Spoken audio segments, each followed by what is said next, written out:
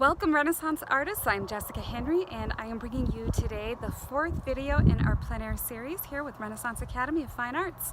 I hope you enjoy this. We are going to do a river scene with some cliffs in the background. So the idea is that you follow along, watch the video, take some notes, print out the workbook, and then head out to find something that you find inspiring, and let's jump in and see what we get going.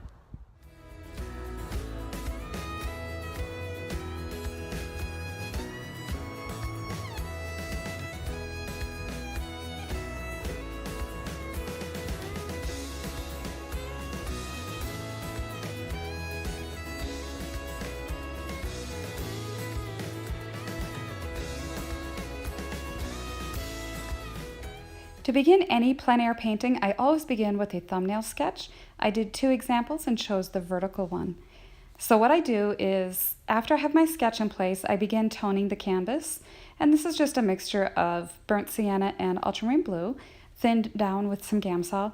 And I alternate between a little bit more sienna, a little bit more ultramarine blue, just mixing it up a little. And then I will wipe some of that off because the surface of it has that glossy luster on it from the Gamsol, and so you don't want that on there, and it also lightens it a bit. So when I tone it, it's a little darker than I need because I know I'm going to wipe off a layer. Okay, and so that was just with a paper towel. I'm painting on an acrylic gessoed masonite panel. It's 1/8 of an inch thick. You can buy these large sheets of masonite from Home Depot, and just with an X-Acto knife, draw out your rectangle sizes that you want and then just score it repeatedly with an X-Acto knife, and you can just cut them right at home. Put a few coats of gesso on them, sanding between coats, and you're good to go. And so I take my thumbnail sketch, I have it down below there on my workstation, and I just begin loosely with a thinned mixture of burnt sienna and ultramarine blue. And I use that instead of a pencil to draw in my design because I find it's much more easier to move shapes and objects around when you're just using a thinned mixture of paint. And it also gets your mind in gear right away to painting. And so you already start thinking of massing and values and that whole sculptural quality. So I am very loosely, you can see how loosely I'm holding my brush, just gently laying in, nothing super committed. I don't get up there really tight with the brush and get fussy with it. So I'm just gently laying in the design, thinking about, looking at my thumbnail sketch and where I had laid out the masses of the shapes, the large dark values, light values. And I knew with this painting what I really wanted to show was a shadowed area, a middle tone area, and then the area where it was all drenched in sunlight. And you can see even just on this video, the other side of the river and where it meets with the cliff, it's almost no separation because they're just bathed in light. So that with my sky are all my lightest light areas. And then in the water, I have a reflection of the shadows of the trees, which had a beautiful violet color. And so I want to mask that all in and as a separate interesting shape. And then the shadows on the right side of the painting where the trees form one big mass was a whole nother shape. And all the time I'm thinking about composition and the design. So if I have the objects on the right up close to me, they're going to be stronger, a little bigger, more pronounced. And then as they recede, right now I'm working on the left side of the bank back there, those trees are going to be smaller, a little less interesting, less detail. But they're important because the viewer will enter the painting from right up front with the river and then guide our way back through those trees and then back to the cliffs. So it's like a C, and I'm thinking about always where I want the viewer to look. So to make it interesting then, on the left or the right side here where I'm painting, that's all going to be a dark mass to help really support the flow of light where I want the viewer to look in the painting. So composition essentially is the arrangement of objects to help tell a story. So in this case, I'm telling the story by the river, the cliffs, and so forth, and I want the viewer to be able to go back in there. So my composition is aiding in that narrative. So you can see here, I'm not worried about whatever information is going on in this darker passage. I'm just painting it as one solid dark area. That's just burnt sienna and ultramarine blue. If you want it a little darker, then you add a little bit more blue. And I accidentally got some white, which was counterproductive. So you just scrape it off and keep going. So again, massing in this darker sort of blob of trees up here. That again is going to really frame that sunlit passage of the cliffs in the background. So when you are plein air painting and you set up your situation, make sure you do a few thumbnail sketches and be sure to share them if you want. It's always great to see what you were thinking when you began your painting. Whenever I teach a workshop, I always go around and I ask each participant to show me their thumbnail sketch because I really want to see how they plotted and planned their painting out prior to beginning. And you'll find the more you do this, the more those thumbnail sketches become very important to you. And you'll refer to those more than the actual nature scene in front of you as you get moving along, because you'll realize these are your blueprints. These are, if you can just copy what you have in your thumbnail sketch and do a few of them till you're really comfortable with what you have down and you think it's going to make a nice arrangement, has a pleasant composition, do a few, try your canvas horizontal, vertical, whatever. Once you settle on one, you can circle it, make notes, little words, things you want to really remember and keep in your mind as you're painting. You don't have to write an essay, just a couple of words just to, I loved the sunlight, I loved the purple shadows, or, using this dark area to support the light, things like that. So that way, as you're painting, you have those things right in your mind. You can put them even on a Post-it note and tape it right to the side of your canvas. So you have those. And so that's always a helpful little tip. So now as I'm thinking about values and as they recede, these values here of the dark up close on the right, those are going to be my darkest dark. So everything else has to be in relation to that. If I painted everything in this painting, all the darks the same dark, it wouldn't recede. It would not go back off into the distance. So even though I might have the same kind of trees up near me as they are in the background, I have to paint those farther ones lighter, even if they look dark, because you have to make those executive decisions and take that artistic license to make sure that your painting reads accurately. Sometimes nature, and especially photographs, can make you think, when you focus on something, you can see it a little bit differently. So you have to take the whole thing in as a whole and carry through a little bit here of your knowledge of values and colors to get atmosphere. So here I'm just working on this mass of trees back here, a little bit lighter in value than the one that is on the right. And one thing you may notice here as I'm working along, if you notice my hand and my brush, and it's working a little harder to get the paint off my brush. You'll notice my whole easel is kind of wiggling more than on my last video. And I wanted to point out a little bit of the painting surfaces. This is an acrylic panel, like I said, and the last video with the lavender fields, that one was on a linen piece of canvas. It doesn't vibrate and shake as much when you are painting on a linen because the paint just flows off the brush. It seems reluctant to release off the bristles when it's a gessoed canvas. It doesn't have a smooth surface. So I'm painting here what is going to be the shadow color. That's alizarin crimson, ultramarine blue, yellow ochre, and a little white. And I just make a nice kind of middle tone dusty lavender. And I'm painting that where I see the shadow in the water. You can't see it behind the easel at the moment, but occasionally, and especially as I'm painting on that later in this video, you'll see how that reflection in the water really takes on that violet color. And so I'm just laying it down real quick as a shadow. As you're toning your canvas and you're kind of blocking in, it's okay to take a passage here where I know it's going to be purple. This is not the finished passage for this part of the painting, but it is a purple, so I'm just going to mix one up quick and lay it down. If I were to have mixed up like a dark sienna ultramarine blue mixture for that, it would have taken on a little bit too heavy of a feeling. So just logically, I thought it might make more sense to just scumble down a thin layer of lavender.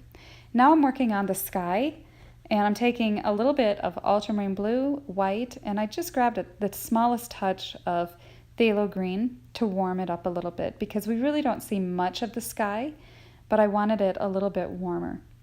And I thought that was too dark, so Most of painting is you mix up a color, try it on your canvas. If it's not the right color, you go back and keep mixing and just test it. So I liked that color that I got. I added a little bit lighter, maybe a little bit more bluer, and just working in that. And I lay down plenty of paint too, so I can work it into the canvas and work it around. It can be easy to start laying down too much paint. You don't want to get it too goopy. So there is sort of a happy balance. I find that most beginners tend to put the paint down too thin. So make sure you give yourself enough paint up there to work with and to soften edges and move things around a little bit. So I'm taking ultramarine blue, yellow, cad yellow, and just the smallest dot of oil on the corner of my brush. That's what I was reaching over there. And making just a nice green. It was not the right shade, so again, you just make a dab, go back and fix it, make those adjustments.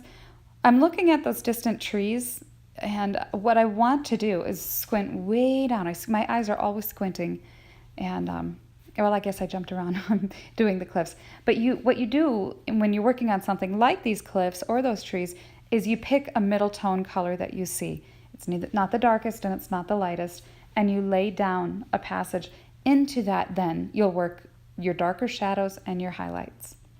So I mixed up sort of a yellow ochre mixture of white and just to paint, starting to lay down the values in the paint for the cliffs back there. A little bit more of sienna, kind of warmed it up and gave it that warmer tone.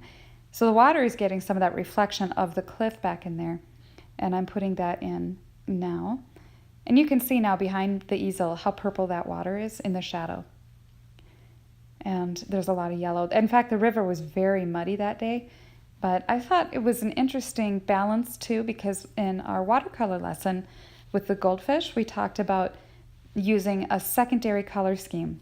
And so that's one of the things that I really wanted to address with this particular plein air study. And I would encourage you, as you set about to find your own location, see if you can find something that has that strong secondary color scheme of the orange, green, and purple. And so you don't want them in equal proportions either. So find something that has a balance of maybe predominantly orange, a little bit of green, and middle tone amount of purple, or whatever. However you balance the ratios out, don't make them all equal. And just one of the colors should be just an accent. And it'll make an interesting painting.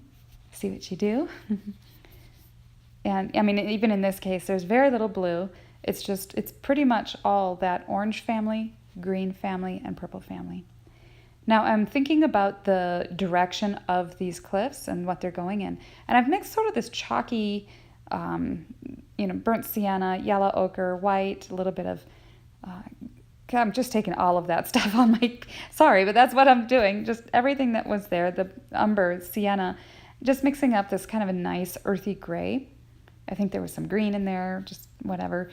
And you can see in the background there, I lowered the camera a little so you could see that neutral gray. Even still with the camera washed out a little bit what was going on in the cliffs there. They were a little bit darker in real life, but it's difficult in filming to get everything, the colors all exact. But anyway, so I'm also, using my brush, there are these horizontal lines in the cliff, so I'm painting the brush strokes that way, and I'm also going to come back through and paint that kind of diagonal sculpture of the cliffs. And I'm also taking some of that same gray, and I'm starting to sculpt out the shore on the other side there, just sort of trying to get the lay of the land. With these kinds of paintings where you have a degree of complexity because you're working in layers, there's all those faraway layers, and as we get closer and closer, you have to you can't just start painting everything from the background forward, because some things are overlapping other things. So you have to sort of just play around with, well, now I'm going to paint the cliffs.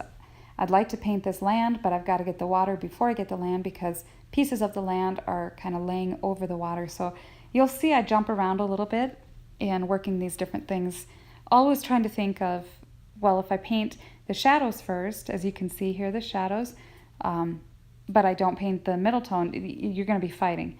So always try to work in those layers. So in this case, I am just getting in some of these darker shadows and the highlights on these trees back there. Just shaping them. Towards the end, I put in a highlight on top because I realized there's only the two values present in those trees. Just a nice soft sagey green. Now I'm darkening. This is the shadow color for those trees. Burnt sienna, ultramarine blue, and it's mixing with some of the lighter greens that were on my brush and right beneath it in the palette. So off to the side here, I thought I would make a richer dark. I'm taking alizarin crimson and phthalo green, and I grabbed a little bit of blue and sienna, pretty much the whole dark family over there, just to get some of these darker passages under the trees. Of course, that is not my darkest dark, but it needed to have those few pops of brilliant shadow just to really make them look like bushes up on top of that hill cliff.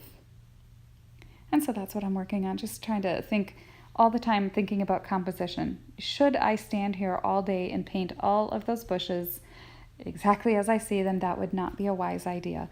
And you have to choose which bushes are going to best really explain my story. And you'll see, even in this short 38-minute video, how much the lighting changes. At no point here do I stop the camera, jump ahead. This is just filmed straight through. And you'll see how much the lighting changes. And I wish that there was a way that I could correct it, but that is just the nature of the beast with plein air painting. The canvas at some point here later in this video gets pretty kind of dark because the light shifts. Sometimes clouds go over the sun. The trees now behind me were casting shadows and things like that. So there's just elements that are uncontrollable, and that's just the way it goes. So making a little bit darker sienna ultramarine blue mixture, yellow ochre in there. I'm working on just creating a nice dark olive green for these shadow bushes. Adding some variety and variation makes it interesting. And there's a little bit of an island back there that cuts into the turn of the stream. And so that's kind of just what I'm working on there. And you can see here, all I'm using is a size 4 flat brush that has some synthetic, and it's a synthetic and natural bristle blend. I like it because it holds a nice sharp chiseled edge. And for doing things like this, I can get in there and get some nice crisp clean edges, and I do like that. And so to do these trees back there, this cluster of trees, I start with the darker value first, and then I will build lighter on top of that. So it's sort of like a building. You start with a foundation of your darker values, and then over that you build the middle tones. So this is just a mixture of some of that green that I had on there. And so I'm laying down solid, squinting down at that mass way over there. Just solid wherever I see a middle tone. Not worried about the highlights yet. I'll come back in later and get those. And I use that sort of that up vertical stroke and horizontal stroke, just a little this way, this way, this way, this way. For me, it just seems to work. Sometimes when you're standing out there, there's a glare on your canvas, the paint, the light hits it. And so I kind of alternate brush strokes just to see what I'm doing, where I'm going with that. And so I adjusted the camera so you could see some more of those background areas. And that brighter spring green that I just did, that was made with a little bit of phthalo green and a little cad yellow and some white. It gives you almost a celery green. You can't use very much of the phthalo green. It's very, very strong. And so as I'm working on these bushes that go down the hillside, again, I'm only using the brush strokes and selecting the bushes that I feel help best to tell the story. So we're getting up close here so you can see a little bit more of what I'm doing. Where those trees have a shadow, there's a few bushes that are sort of cascading down the hill. So I wanted to sort of have a nice separation there between the shadow of the trees and the bushes. And then pulling some of those into the water down below, I thought had a nice sort of unity between the water and the bushes. Because the water was picking up some of those green reflections, just a few. And so now I'm pulling some of those out a little bit more as I'm going around the bushes here, that left side over there. Again, just taking that green and pulling it just down, just using vertical strokes. When you're painting reflections in the water, you want to go vertical, and just vertical strokes in the water. And remember, the reflections are always darker than reality up above. So in the water, it's going to be a little bit darker than what the trees actually are. And so again, up here, I'm building this out from the foundation of darker going up into lighter. And I know I'm going to paint lighter colored trees over this shadowed area. So anytime you have an area where there's a lot of foliage, always start with that darker value, that darker shadow, and then you just work your layers up. And that's what I'm doing back there. Using calculated, slow, careful strokes. And every now and then when I go back to my canvas, because the camera was a little closer to my easel here at this moment, you can't really see what I'm mixing, but that's okay. It's just that same darker mixture that I've been doing. And every now and then I'll dip into a little bit of the green. And I'm doing that to let some variety in that area just sort of play in the paint and the shadows. And then I've mixed up a very bright grass green over there, which is phthalo green, cad yellow, and a little bit of white. And that is that really brilliant, pretty grassy over there. I'll come back over that with a little highlight too and just really let it sing. So there's that. And you can see the lighter colored tree. I'll get into some of those here soon. And letting some of the green just sort of blend from top to bottom, because that's how forests go. You have a lot of just a solid green, but if you squint down, you'll see variations within the green. And so that's what I'm doing there. I'm building that out. All right, so on this side then, I jump into some of that same green that I had, because it was a very velvety green where the light was hitting some of the moss and grass on that side of the bank. And so I'm laying some of that in while I have it on my brush. Not for any reason. I'm not thinking about layers at that point. I just thought, I have this green. I'm going to put it where else I see it. And that also is an efficient use of your time. Time is of the essence, and like I've told you in the other videos, if you can keep it under 2 hours, that will help you to avoid fighting with the light changing so much. And so you'll learn the little tricks as you're going along to help make your time more efficient, such as getting your palette ready before going out, so that when you get your whole station set up, open up your palette, all your paints are out. Make sure your brushes are all clean and ready to go, and you can have your sketchbook and your everything ready. So just if you can be as prepared as possible before you jump in and start painting, that is a good use of your time. So I'm going back in through here, and it's I think sometimes it's a little bit difficult to see, but I am taking a smaller brush. This is a size 2, and I'm going through there with a little bit more detail. I'm back to my bigger brush now, and I'm just laying in some more of the bank over there and some sculpting out some of those values. I felt that there was too much of a separation between the water and that bank, and I really did want that sense of unity with the sunlight in the water and then also on the bank. And so now I'm taking a little bit lighter mixture. It was pretty much the color I was using for the banks. I believe I just had it on my canvas or palette already mixed. A little bit of white, burnt sienna, yellow ochre, more of the white. And I'm taking this nice chiseled brush and I'm working out the values of this tree. You can see them there. And just laying down thin little lines. I don't want to take with a liner brush and just start drawing on my tree in long skinny lines, because I feel that it gives it a little bit more of a painterly sensitivity. You can be a little bit more careful and thoughtful about each of these. Besides, I didn't see anywhere on the tree where it was just one solid value all the way from top to bottom. There were a lot of parts of the tree that were only getting a little spot of sun, some parts that were completely cast in shadow.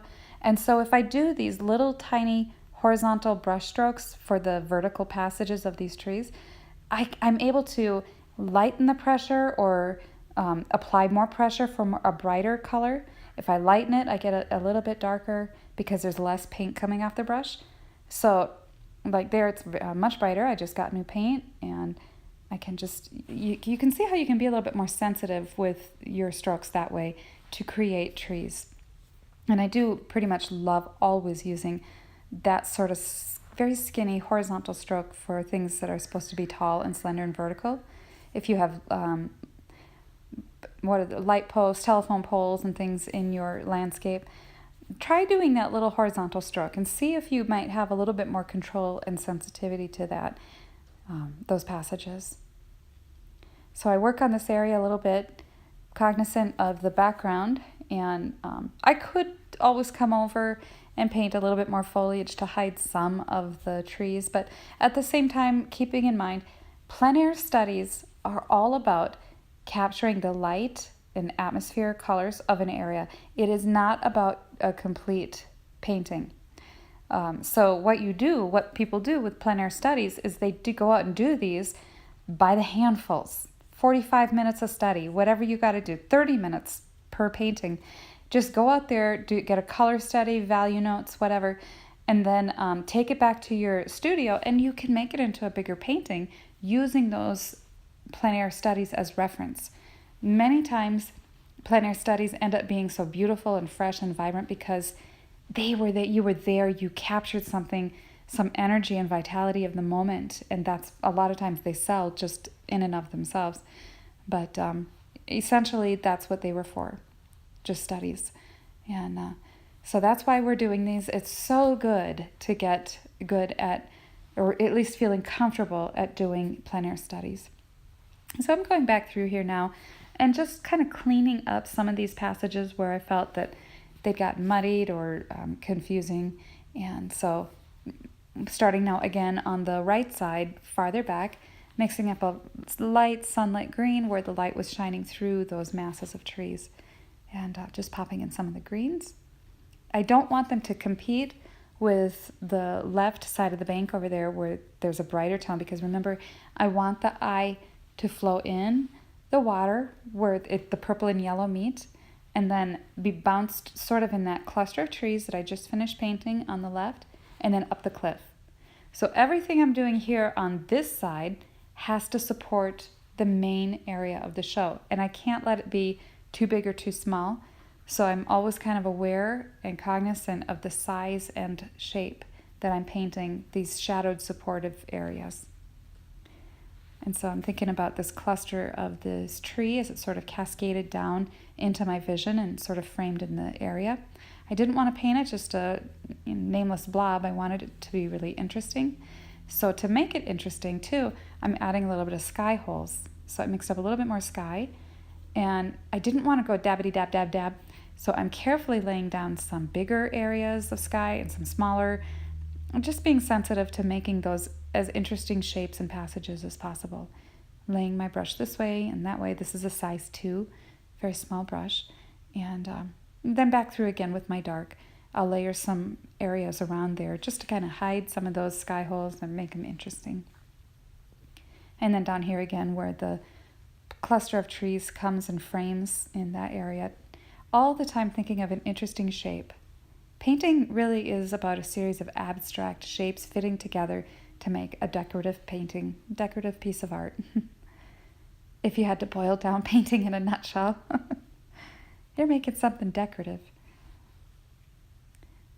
So now I am just mixing up a little bit more of that darker value, a little bit more green in that passage. I didn't want it to be just a stagnant passage of shadow. It has to have some energy and vitality, and that's just a little bit more of that brighter green without being distracting. So this side is supporting the right side. And sometimes you can see when the light shines on it a little bit better about what's going on. And so just laying down pieces, little horizontal strokes, vertical strokes into that passage. Again, just shaping some areas there too.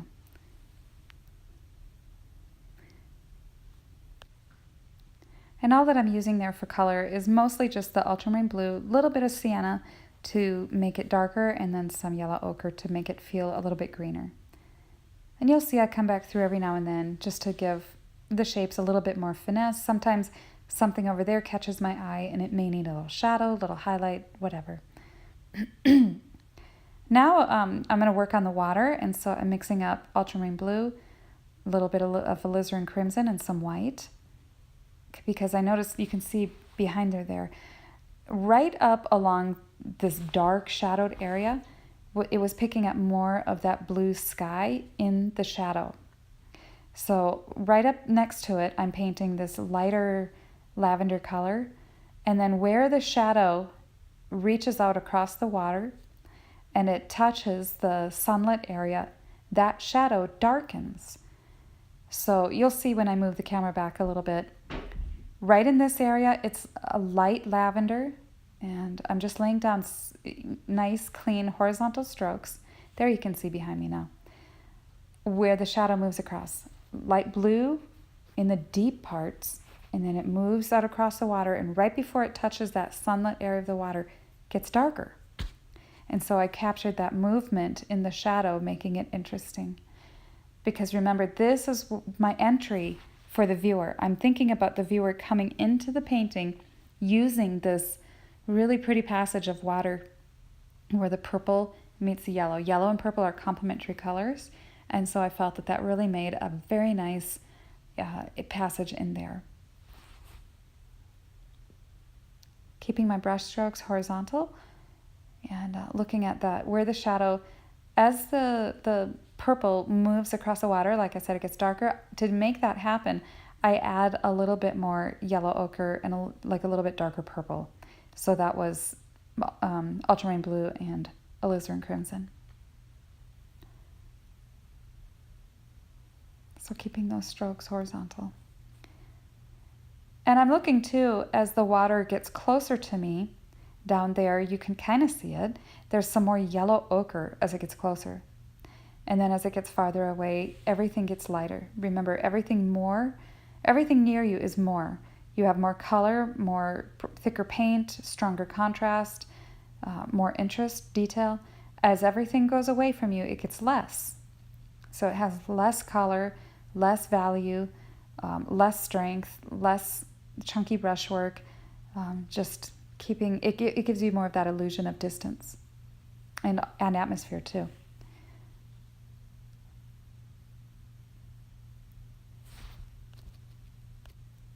And there are some passages in this video where I'm just going through with my brush and I'm just sort of softening some edges or making some edges a little bit sharper. There was some dappled light as it was shining through those trees you can see in the water behind me.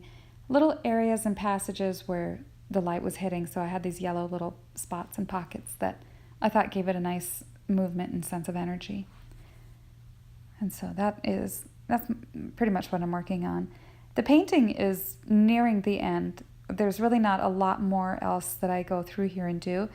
And one of the toughest questions I get asked all the time is, how do I know when I'm done? And the way that I answer that is, first of all, the first thing you need to do is ask yourself, did I achieve the painting that I visualized in the beginning? You have to begin each painting, even if it's just a study, with an idea of what you want it to look like in the end. So, you start out with, well, I really want to capture the movement of light on the water, and I want to really show this unity of this value of the light and the dark. So did you capture that? So I'm looking at my painting here, and I ask myself, did I get that feeling of, that sense of unity of light and dark? And if my canvas wasn't completely in shadow right now, you might be able to see it. But you'll see at the end, I show a picture of the whole video, or of the whole painting. But I did feel that I captured that. Areas where that wasn't working, areas where I felt that there was lacking that sense of unity, that's what I'm going back through here now and making those adjustments. So in the passages where I really wanted that beautiful sunlit area to really sing, I'm going back through and making sure that it does. Shadow areas where I want the shadows to hold and support that sunlight area, those are other things I'm working on too. And sometimes you have a really sharp, crispy chunk of paint that your eye just goes right to, and you really don't want it to do that. So you might have to come back through and soften things. Some areas, and sometimes you do want a nice, sharp, crisp, clean edge, and because it helps to direct the eye, or like in the case of my trees back there, nice, clean, sharp edges help to direct the eye back into the painting. Remember, those were compositionally important the light colored trees on the left side. And so on the right side here, again, just to break up that solid mass of dark, using thin little horizontal brush strokes, I'm laying in a tree just to suggest that tree in the shadows, and then I'm coming in through with a little bit of moss just to make it interesting. Yeah, just laying in some passages in there. And that's pretty much about it. And so when you reach that place where you feel that you really did say what it is you wanted to say about the painting, don't do anything else. And you got to save these studies. I'll critique and help and come up with ideas. And if we were taking a workshop, then you could make those adjustments as you're going along. But as you are progressing through the Renaissance Academy, the idea is for you to learn from each one and then go out and keep these as a record of your progress. But you don't want to go back to the studio and fiddle around with your plein air studies. Just let them be what they are in that moment. And then we learn and go forward from there. And I'm just about wrapping this up, and you can see here too that horizontal line back there of the dark was too jarring, and it didn't have the eye flow that I wanted it to, where that sunlit meets the bank. And so I soften that and come back in through with a little bit lighter areas. And again, it just kind of makes it look more like a reflection of the cliffs. And so that's really all that's left of this painting, is a little bit of finesse. That's what I call it, when you're pretty much done, but you're just making sure that the entire painting reads as you wanted it to.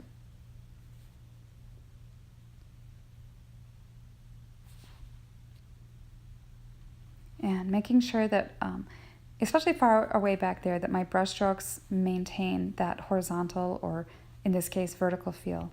Sometimes they get smudgy, and I want to come back through and just clean things up a little. And so that's what I'm doing with these cliffs. Just cleaning up areas where they might have got muddy or fuzzy with other colors. And now I'm coming back through with a little bit brighter green, just touching up these areas where I want that sense of unity, where the sunlight meets those sun-drenched trees. And so I'm bringing together a brighter sunlight green on top of the trees, and also in the bushes down below. So you can see they're just clean, simple little pieces of paint, like that. Allowing the pieces just to have their own integrity, their own little sense of space, and nothing more. Don't get fussy. And it has a neat sort of feeling where it all just sort of holds together. Okay, well that wraps up this video. I hope you enjoyed it. Now you go out and find something, and I hope you have a great time.